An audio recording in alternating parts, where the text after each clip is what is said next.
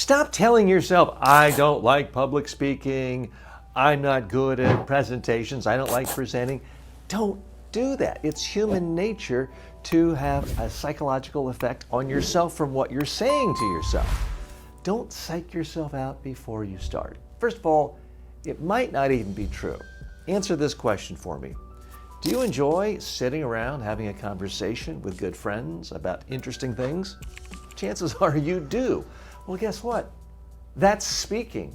So it turns out you actually do like speaking. So stop telling yourself you don't like speaking. Ever remember that one teacher, maybe in high school or college, where you could tell they didn't want to be there?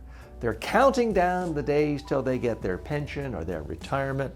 I don't want to be here. Here's the assignment on the board. Their attitude really turned you off.